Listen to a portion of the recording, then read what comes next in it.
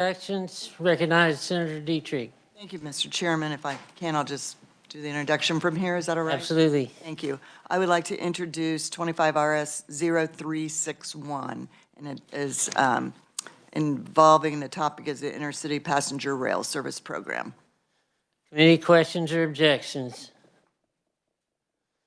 Seeing none, the bill will be introduced. Any further bill introduction? I believe Steve Carney.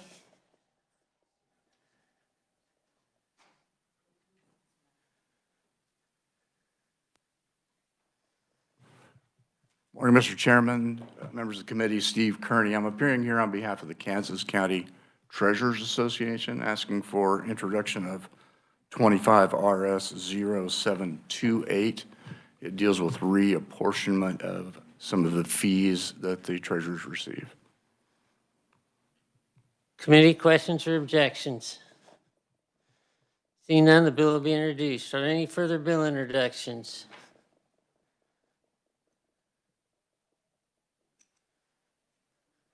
Good morning, Mr. Chair, members of the committee. My name is Lieutenant Roy Wise. I'm with the Kansas Highway Patrol. And on behalf of my agency, I'd like to respectfully request the introduction of a bill. It's RS 0768. It's a bill designed to reduce the occurrence of excessive speeding by amending the definition of reckless driving. And I'd be happy to answer any questions. Committee, any questions or objections? Seeing none, the bill will be introduced. Mr. Chair. Any further bill introductions? Committee, we have people who have page pictures today, so I would like to go ahead and work Senate Bill 8. Adam, can you give us a briefing, a simple consent calendar bill?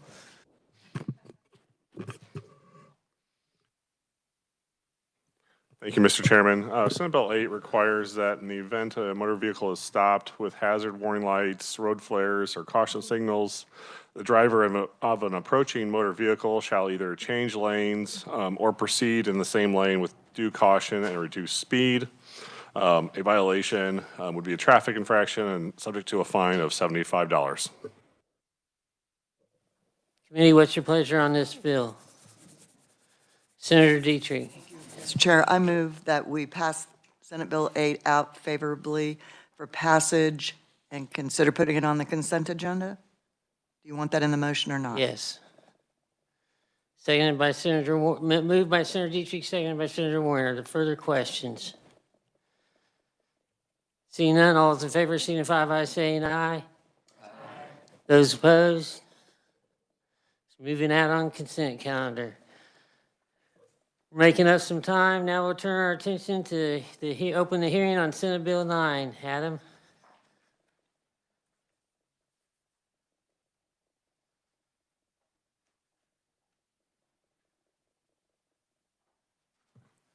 Thank you, Mr. Chairman. Senate Bill 9 would extend from 30 to 90 days for when a land surveyor is required to file a reference report for each corner or accessory with the Secretary of State Historical Society and the county surveyor for the county or counties in which the survey corner exists for a survey of the United States Public Land Survey. In the event that no county surveyor exists, such survey may be also filed in the county office designated by the county commission. There's also an additional deadlines to file reports that are extended from 30 to 90 days in the event that a United States Public Land Survey corner or any related accessory is likely to be altered, removed, damaged, or destroyed. A land survey shall also file a restoration report within such extended time period. And with that, I'd be happy to stand for any questions. Committee questions? Seeing none, thank you, Adam. First up, we have Director of the Kansas Society of Land Surveyors.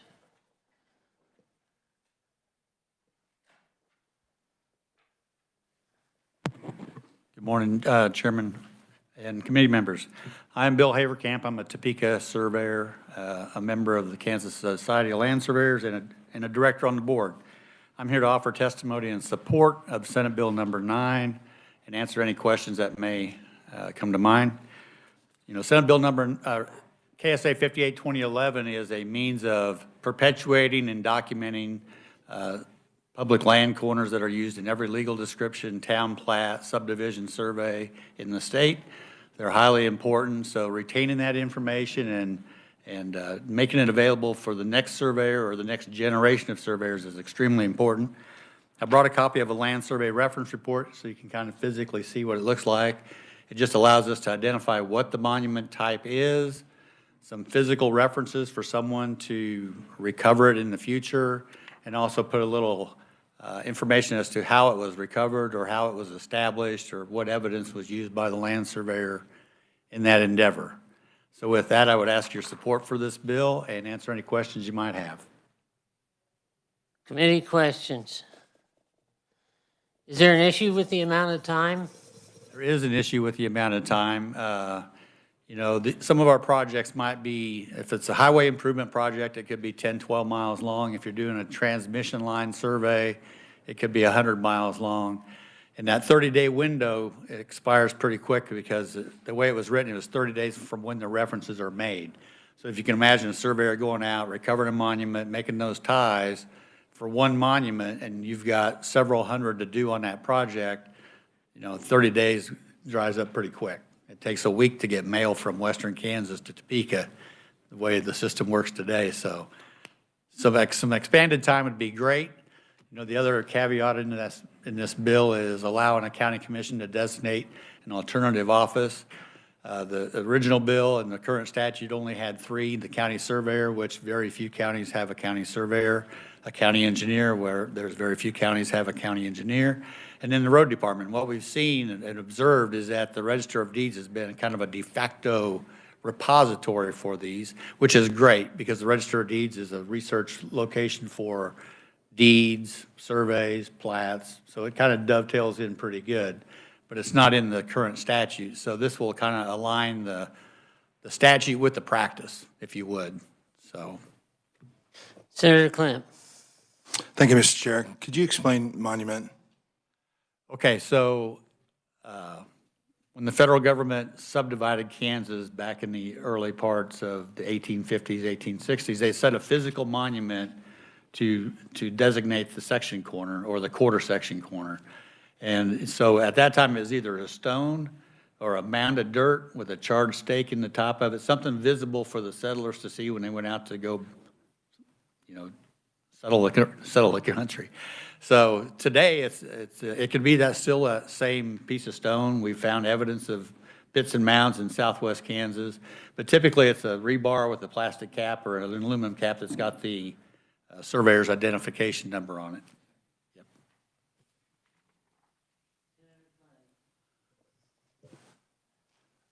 Thank you, Mr. Chair, and thank you for coming today.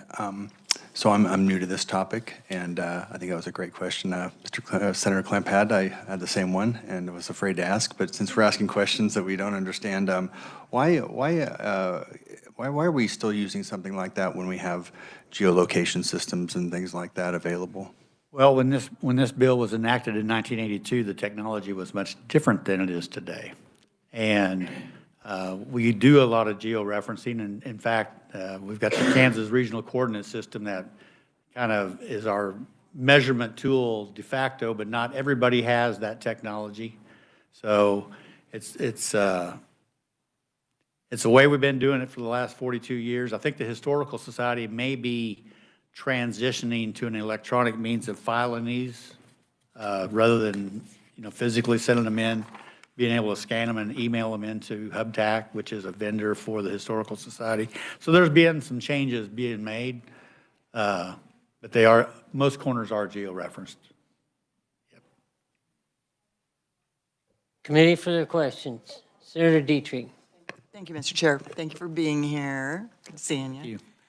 So are we concerned that the Register of Deeds will have any issue with being the repository for this? It's not mandated. It's kind of a county commission, a county by county choice. I mean, some of the road and bridge departments are not staffed with somebody at the office all day long. So to me, it gives counties flexibility to use their resources in the best way they can. This is not mandating anyone do anything. It's just an option. It's just an option. And it's an option that's in use. So it kind of puts the two together. Thank you. Committee, any further questions? Thank you, Bill. Thank you very much. Next up, we have Brad Parker. Welcome to the committee. Thank you, Mr. Chairman, members of the committee, good morning. I am Brad Parker. I'm the incoming Executive Director for the Board of Technical Professions. I'm here with my supervisor and mentor, Larry Carnes, the current Executive Director. Our agency licenses, regulates, and disciplines 5 design and construction professions, including professional land surveyors. We are governed by a board of 11 of those professionals. They hold 1 or more of our licenses. 3 of the board members are land surveyors. We also have 2 public members. Our board maintains that giving land surveyors 90 days to file reports with the Historical Society will allow them to be more efficient and effective, because today's large-scale projects, as previously mentioned, sometimes require multiple submissions under the current 30-day requirement.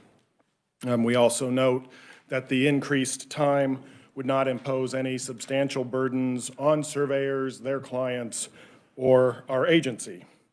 So therefore, the Board of Technical Professions supports SB 9 as introduced, and I will stand for questions. Committee questions? Seeing none, thank you. Committee note, we have written-only testimony from Scott Heidner.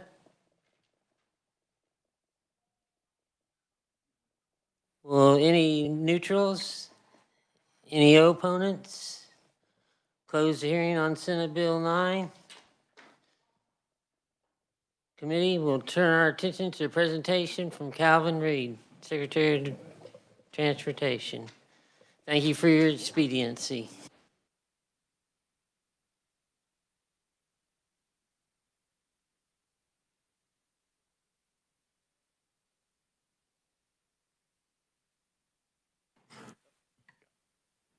See the light now. All right, I know this committee always has a bit of a tight time frame, so I will try to work through a fairly long presentation quickly, and at the end, I would love to hear you guys' questions, comments, concerns. My presentation today, as we set it up, is really going to focus on 3 things. I'm going to talk about the system, our transportation system globally. I'm going to talk about KDOT's role in delivering transportation, and then I'm going to focus on the IKE program and finishing the IKE program strong. And I'm just going to go ahead and get into the presentation while we're getting it going. I'm on slide 2 when you get ready, Joel. So transportation is a system that connects us. Every Kansan, every day, relies on transportation, and it's an important part of how we live in Kansas. It's also an important part of how we do business in Kansas. If you think about industries like agriculture cannot exist without a strong transportation system.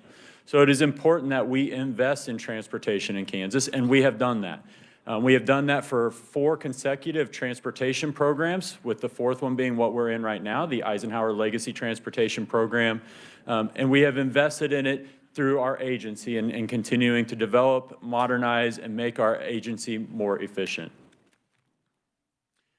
Just real big picture, for especially those that are new on the committee, and just a reminder for those that have been on this committee before, Kansas has a very large transportation system, 142,000 public use miles of roadway.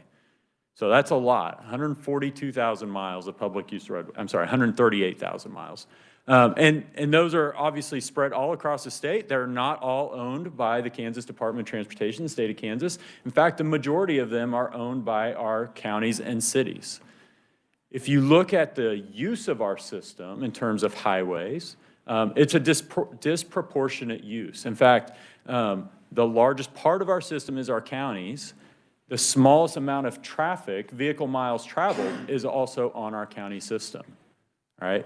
So that's important to understand, because like I said, there are important industries such as agriculture that rely on that county system. Maybe not a lot of vehicle miles traveled, but definitely a lot of value in that system. So continuing to invest in not just our state-owned system, but our county-owned system is very important. One way that we can look at how big our system is to look at the number of bridges on our system. For those that are not familiar with me, I started out at KDOT as a bridge engineer. That is my background, and that is really a lot of my passion for transportation came out of being a bridge engineer. when you look at the number of bridges in Kansas, almost 25,000 bridges in Kansas, when you look at the number of bridges and divide it by the number of people in this state, we have the most bridges per capita in the nation. And you can see that. And that has implications, right? Because the converse of that is we have the fewest taxpayers to support that infrastructure. And you can expand that to our roadway infrastructure also. So that's an important part of the conversation. Now, if you want to take that to a more granular level, if you look at counties, the county-owned system, there are counties out there that have one bridge for every 10 people in that county. So Jewell County, Kansas, one bridge for every 10 people in that county. That is a tremendous amount of infrastructure to be able to support with a very small tax base. So that's an important note that we just have a large system. It's not uniform all across the state, because if you look at our metro areas or even southwest Kansas, we might have one bridge for every 2,000 people. So that is a huge difference. And obviously, the difference creates different decisions being made at those different county and city levels. Beyond just our roads and bridges, we also support other modes of transportation like airports, short line rail, our system of pedestrian pathways and bikeways, and then our transit system. You can see our transit system, we added a detail in there that almost 2 million of our transit rides are in rural transit areas. So rural transit is very important. It's a very important focus of our agency. Obviously, transit in general, for those people that cannot or choose not to drive cars, it is important to be able to continue to support them so that they can move around and continue to have a strong way of life here in Kansas. So that's our system, very high level. Now focusing on what is our agency's role. So KDOT started in the last year a strategic plan. I'm going to give KDOT's role in light of our strategic plan that we just initiated. So first thing I want to show is KDOT's purpose. KDOT's purpose is to deliver a transportation that keeps Kansas moving forward. That's very important because that is the one thing that our agency does that no other agency does. We support people moving around the state. And when we look at our strategic plan, we have broken it down into 4 values. The first value is people focused. We will often talk about roads and bridges and concrete and steel, but ultimately, what we do amounts to how we impact people, because the people are what rely on these transportation systems.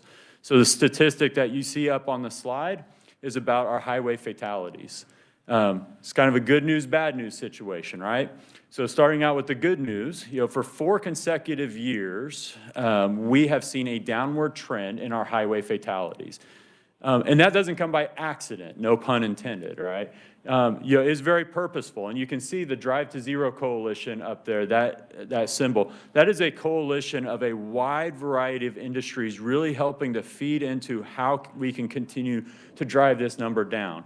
Really, from my perspective, the only number that's acceptable here is 0. We need to keep working until we get to that 0. We need to try to figure out what is really at the heart of the incidents that are happening, because we know that these are life-altering incidents, not just for the people involved, but also for family and communities. That's the good news. So the bad news is, we had a very, very good beginning of the year last year in terms of number of fatalities on our highway. We had very, very few in January and really early February. We have not started this year that way. So, we're going to have to do a lot of work throughout the rest of the year to keep the momentum that we've already got started on this. But that is something our agency and many others are working on to make sure that we are able to continue the momentum of driving this number down. We are also results-oriented. So results-oriented to me means that we are using data to make good decisions, but not just data. We need experienced staff, experienced people all across our industry to be able to make those good decisions. The graphic you see up on the slide here is something that we have initiated here in the last couple of years at KDOT, and that is a statewide scan, LiDAR scan of our entire state highway system. That gives us a lot more information about the geometry of our system, changes in our system, and also about the assets that we don't often have the best information about. So for instance, you see a lot of signs up on this graphic. Prior to doing this LiDAR scan, I don't think I could have told you within 10% how many signs we actually have out on our state highway system. It's an important thing to understand. It's an important thing to know because that is an asset that we have to maintain. Now, we definitely know how many signs there are out there, and not just how many signs, but how many stop signs, how many directional signs, how many warning signs, where they're located, are they at the right height. All of those things, we have much better information to make decisions and make an impact really on a daily level. We also have to be forward-looking. This is super important. We talk often about the generational nature of these investments. If you look at some of the big investments that we're making in the Ike Transportation Program, such as Polk Quincy Viaduct, they have been around for generations. What we replace that bridge with will be around for generations. So we need to think more than just about what the needs are right now, but we need to anticipate needs into the future, future generations' needs. What you see up here on the slide is a huge investment. It's an investment that is yet to come in the canal route down in Wichita. For those that aren't familiar, that are not from the Wichita area, the canal route is a stretch of highway, I-135, that is on the east side of downtown Wichita that is basically elevated above a flood drainage canal. 2.5 miles of bridge in each direction. So 5 miles of bridge total, about 60 feet wide. It is going to be extremely, extremely costly when it's time to replace those bridges. So we're not concerned about them right now, but we know that these bridges, and especially this bridge type, has a finite life. And we need to start planning for when we are going to replace those. We anticipate about 15 to 20 years from now. So we're thinking this is probably about $1 billion investment in today's dollars.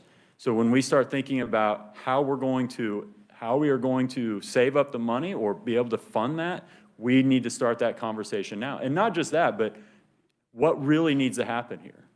Can we somehow look at reducing the cost of that investment? Those are things that, with proper planning, we can make the best decisions. And finally, we need to be accountable. I say finally, it's probably the most important part of the conversation, right? We are accountable to the taxpayers. These are their dollars. We need to make sure we are spending them well.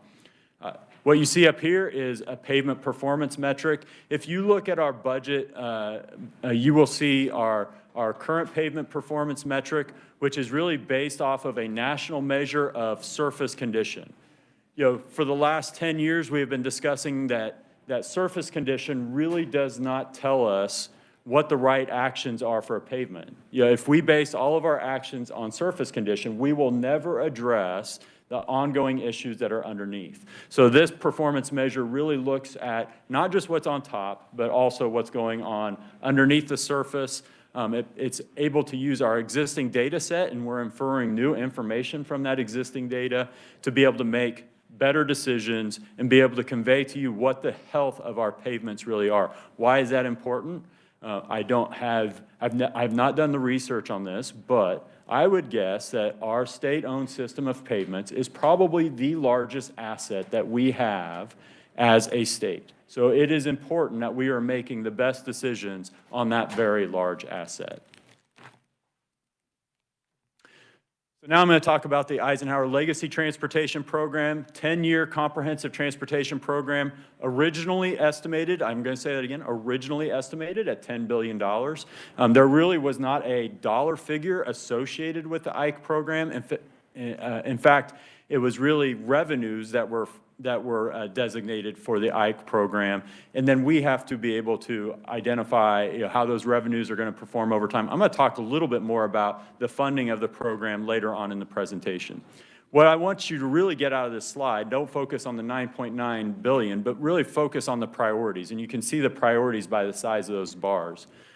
we heard very loud and clear, and we would say the same, that preservation, taking care of our existing system, was the most important priority of the program and is the most important priority of the program. In fact, half of the dollars designated in the program are towards preservation or taking care of what we have.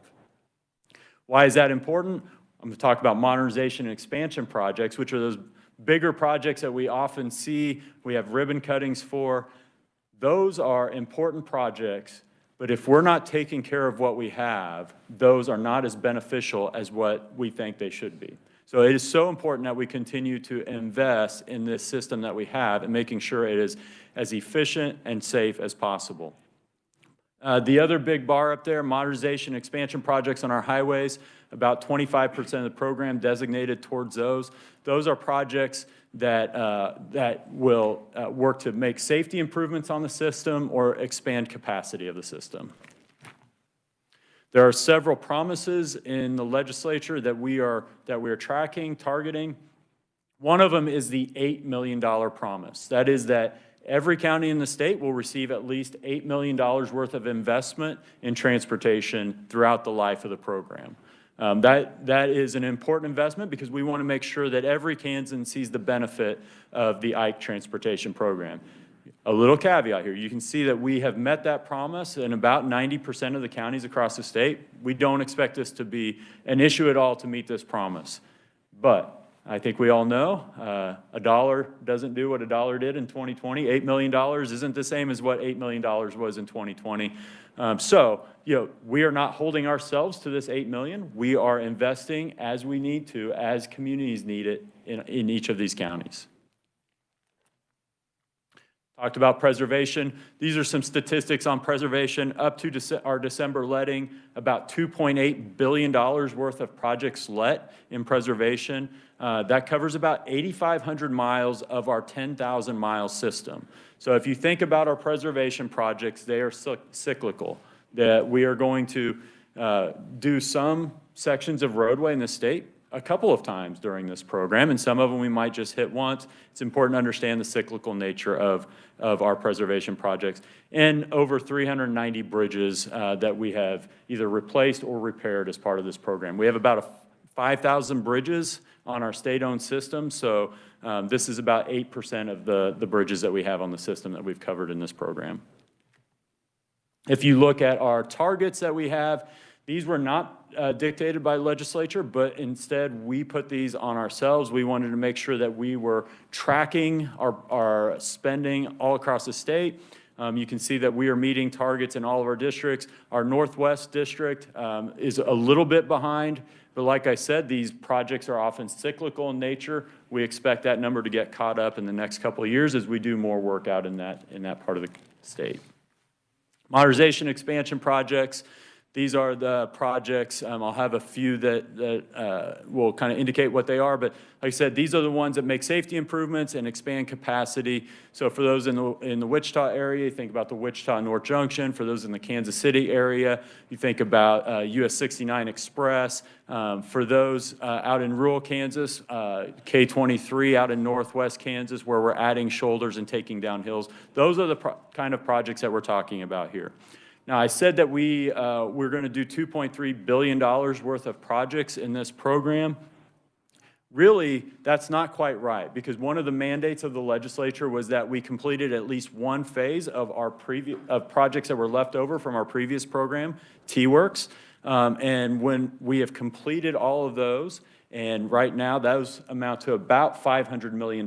So when you add that to that point, $2.3 billion, we're actually looking at $2.8, $2.9 billion worth of modernization expansion projects being done during the course of the Ike transportation program. And just a reminder, actually I'm going to slow down a little bit because I want to make sure everybody's aware of this. We select projects for modernization and expansion on a rolling nature. Most of you, I think, especially the folks that have been on this committee before, have been to our local consult meetings. Those are regional meetings that we have in each of our 6 districts, and then one also in each of our metro areas. Those are meetings where we take projects to the communities, We listen to their priorities. We allow them to have input on the prioritization of those projects. And then we bring that back, process it all together, and select projects to move forward with. We select those projects and put them into what we call our development pipeline. And that development pipeline is just that, is the opportunity to design that project, plan that project, do surveying, purchase right-of-way, all those things necessary to get that project ready for construction. Once we have that project to the point that we feel that it's ready for construction, we meet again with the communities and make sure that it is still supported by those communities. Oftentimes, that support can look like some sort of financial commitment or other commitment to helping deliver that project forward. And then we have to check and make sure we actually have funding for that project. So we are managing our funding streams and making sure there is funding available for that project. Once we have all of those three come together, and we know that that project is still a priority, we put that into our construction pipeline. We make an announcement on that. That is our commitment to construct that project. Once we make that commitment, then we need to backfill that development pipeline. So we start over again. We go back out to local consult, get information, feed that into the system, select new projects into development pipeline. It's cyclical, and it's a great process. It's different than our previous programs, and I think it is very well received by the citizens of our state because they feel like they are involved, and they don't just feel like it, they are involved in the development of our program. We had about 1,400 people attend all of our local consult meetings back in 2023. I said these were every 2 years, so 2025, this fall, pencil it in on your calendar. We will be having our regional meetings, and we will be bringing projects for voting. Beyond that, we're also going to start having a conversation about visioning for what happens after Ike. And that's an important part of the conversation too, because we need to be looking ahead. The Ike program has about 5 years left. We need to be thinking about that. So more information to come. We will make sure you all are part of the stakeholder list, and you guys have the opportunity to go to as many of the local consult meetings as you want to. You guys did provide some definitive targets for us. And I just want to show up here that we are meeting those targets. In fact, we've exceeded those targets in 4 out of 6 of our districts. 2 of them, we expect to meet or exceed those targets in the next couple months as projects go let out to construction. So just some project updates. I won't spend a lot of time on this. Mostly just want to show you when we talk about modernization expansion projects, when we talk about projects in our construction pipeline and our development pipeline, these are some examples. So in our construction pipeline, Wichita North Junction, that's a huge project, very impactful and beneficial to the city of Wichita and the entire South Central Kansas region. It scored very, very highly and was very easy to prioritize at our very first local consult. We are in the second phase of construction on that. Having a little bit of delay, some challenges right now with working over 2 major rail yards, but we're working through those. Another major project that I mentioned earlier is the Polk Quincy Viaduct. If you have driven on I-70 through downtown Topeka, you know we've got it down to 1 lane in each direction. We're going to start construction on the new bridge this spring, and we have, we are anticipating a 2.5-year construction season on that. And just to make sure everybody's aware, we have relayed this information to the public. We have talked to the city of Topeka about this. We've all worked together in communicating this, but just so everybody's aware, we will be closing down I-70 through downtown Topeka for about a 6 to 7 month stretch. So that's going to be impactful. We've been working with the Turnpike and others to make sure that we have ways for people to get around, but it is going to be a very impactful to the travelers of the city of Topeka. But at the end, it's going to be great. The new viaduct is going to be amazing. It's really going to be probably something that the city of Topeka can grow around. When we talk about major projects in our development pipeline, we've got more than this, but two highlights. One is a Centennial Bridge, major river crossing of the Missouri River at Leavenworth. This also a project that has received a lot of support. We're still working through the final details on that project. And then another big one, K96 the northeast bypass down in Wichita. This is a project that has kind of really grown in scope over time. We originally were talking about, widening the existing roadway, partnering with the city of Wichita in terms of upgrading and updating some of the major interchanges down there. So this is a project that obviously will be very beneficial to the city of Wichita, and we are continuing to develop on. Beyond that, we have several local partnership programs. Cost share program, I'll highlight, is one of our most popular programs. We have about $7 to $10 million per year designated for that program. And really, that is a program that tends to be a catch-all. It allows communities of any size to be able to apply for a grant, a state-funded grant from KDOT to address a transportation issue in their community. And so these projects can range from $100,000 up to $1 million. That's kind of the range that we're looking at. So it really is a scalable program to fit the needs of almost any community in the state of Kansas. The only criteria on this program is that we do expect the communities to have skin in the game. So we ask for at least a 15% match for any of these programs. But typically that's not a problem. That has not been an issue at all in terms of the number of grant applications that we've received. Another big one is our local bridge program. I talked about all the bridges that we have in the state of Kansas. This is really a program targeted at how can we take some of those poor condition or load posted bridges, how can we replace them, repair them, or maybe take them off the system entirely if they're really no longer needed. This is where we are working with the counties on that, and they are continue to submit a lot of applications for this program. This is also a very oversubscribed state-funded program. Oops, sorry. I think I was going the wrong direction here. Help me out. Here we go. Go back. All right. So that's where we're at in the IKE program. Now, we are laser focused on making sure we finish this program strong. We started strong. We want to make sure we finish strong and start having eyes on the next program.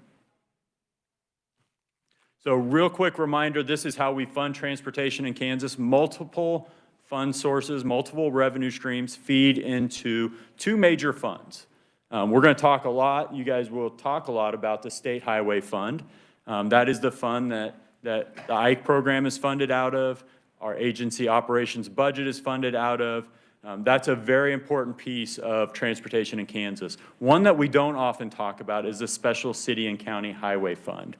That receives about 1/3 of the motor fuels tax and then gets distributed to our cities and counties by a formula. And that formula is in statute. KDOT has no say in that formula, but it just happens and counties get that. I'm going to talk a little bit about the Special City and County Highway Fund a little bit later when I talk about motor fuels tax. But like I said, that is the only funding right now that feeds into the Special City and County Highway Fund.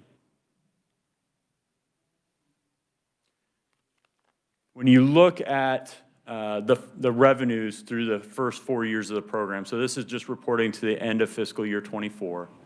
When you look at the revenues, it's important to understand how revenues performed, but it's also important to understand how they performed compared to how we would have estimated in 2020. So like I said, the program was passed in 2020.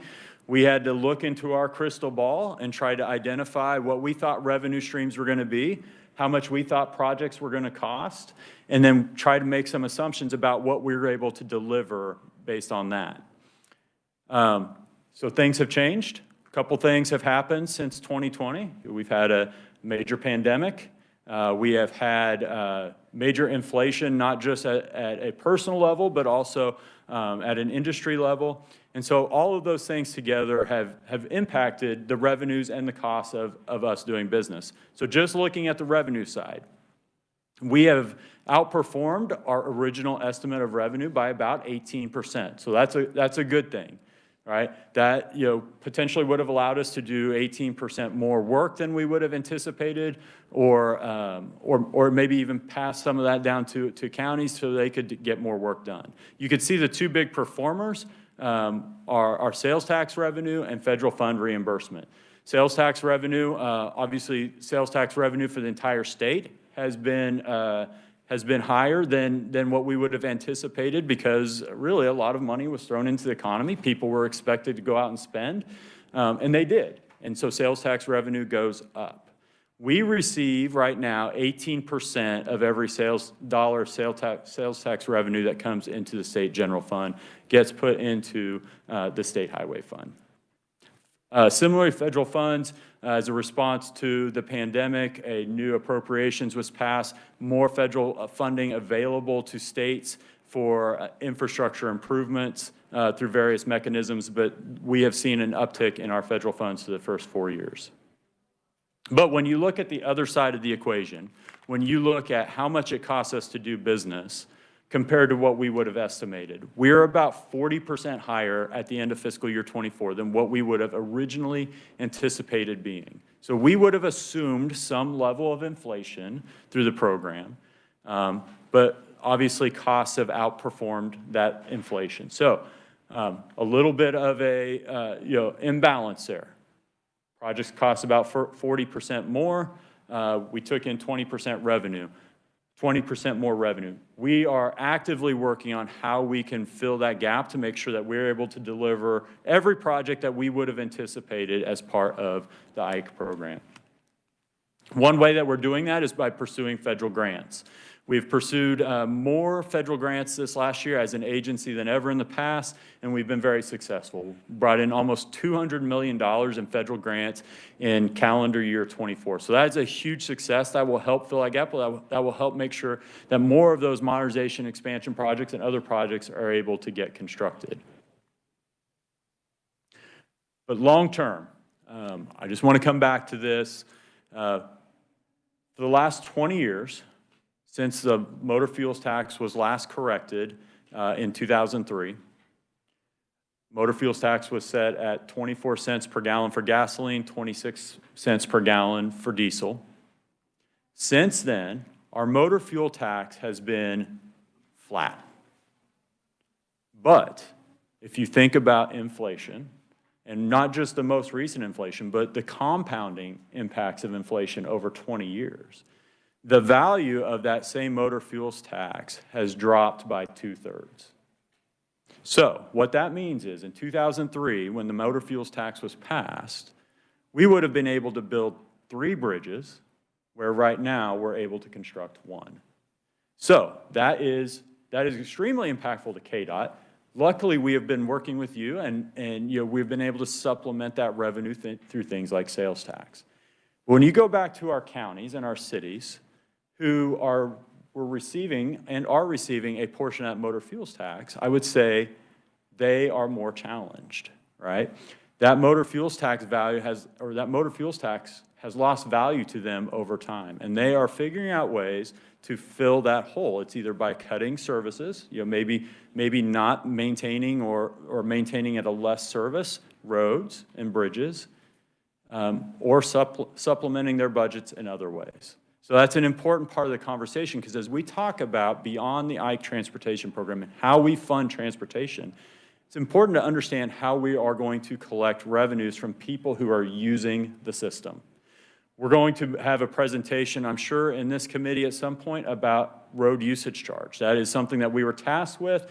What are some alternatives to funding transportation with the motor fuels tax? Because there is some conjecture out there, and probably some reality, that motor fuels tax will not just stagnate over time, but actually will decline as more alternative fuel vehicles and more fuel-efficient vehicles come online. So it's important to understand, how do we continue to fund when vehicle miles traveled are the same, people's use of the system is the same? How do we continue to get revenues in so that we can fund and make sure that we are delivering the transportation system that Kansans expect? So I'm not going to talk much about the road usage charge study. That will come at a later time. And I'll just end with this, because I know we're right at time. This is our goal, and we have partners all across the state.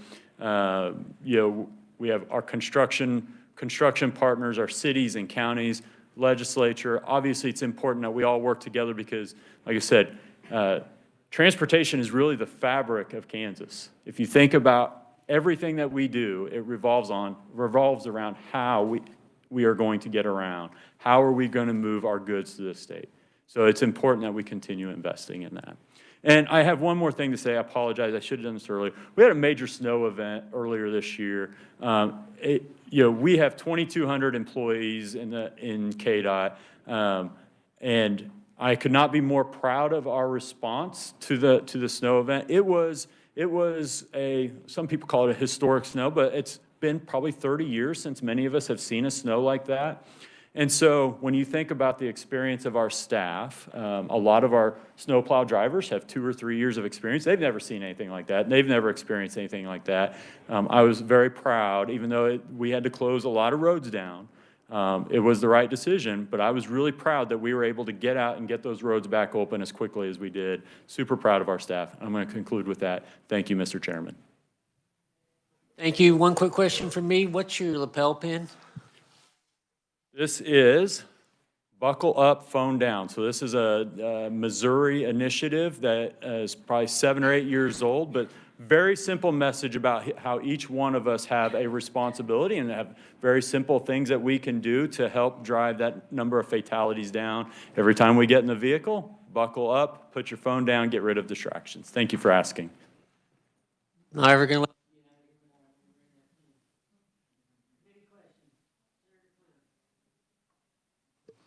Thank you, Mr. Chair, and thank you, Director.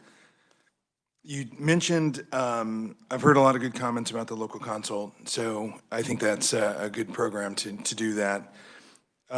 So out of that becomes you get recommendations from the locals, and then you talked about prioritization. It looks like there's a scoring matrix to help determine that priority.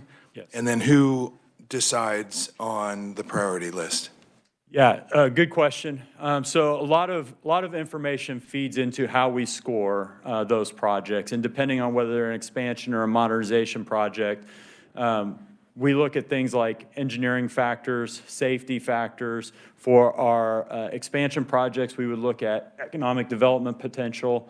But then a piece of that, 20% of the score for modernization projects, 25% of the score for our expansion projects is also local priority. What did we hear at local consult? As far as who makes that decision is mine. That information is fed up to me through staff, and I will make those decisions.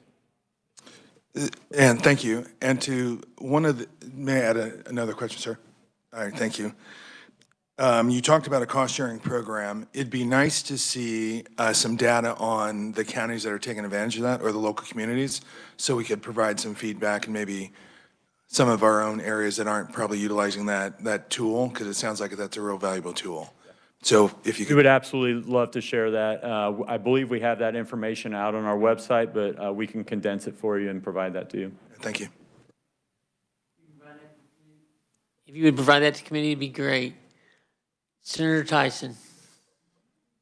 Thank you, Mr. Chairman. Thank you, Mr. Secretary. You guys have been really responsive, and I would be remiss if I didn't bring it up. I talked to Joel the other day. The flags have fallen off in Richmond, Kansas on the signs. Okay. And so we're suggesting some reflectors that I saw in Topeka on 53rd Street. I thought that might be useful too, but I got to thank you for the bridge project, all the stuff that you've helped with. Very much appreciated your work. Yeah. So thank you. Thank you, Senator Tyson. Senator Warren. Thank you, Mr. Chair, and thank you, Mr. Secretary, for being here and your very thorough presentation.